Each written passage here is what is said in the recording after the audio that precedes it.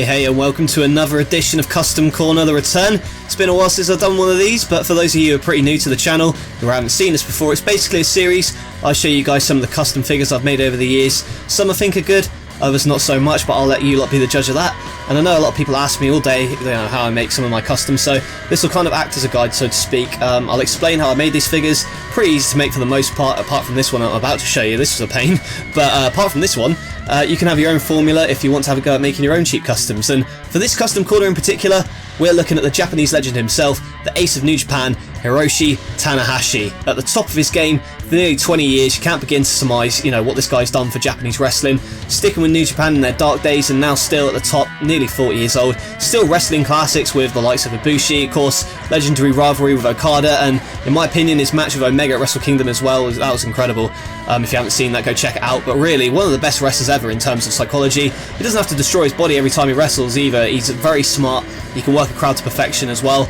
Quite a bit of thought went into this custom actually. It was a little bit daunting, to be honest. First I made the head, which is just a Jax Funaki.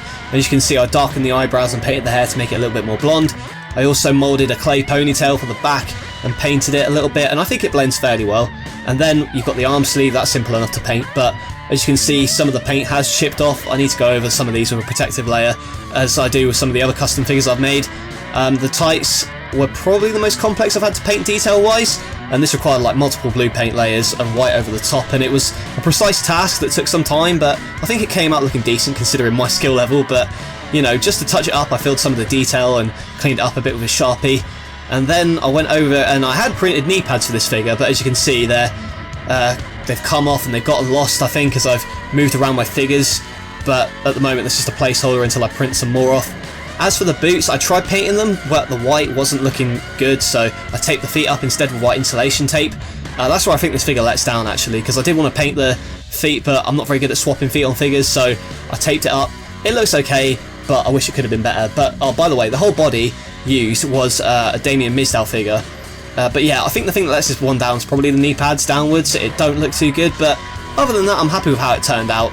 It is one of the more complex figures I've made, and I enjoyed the process of making the ace.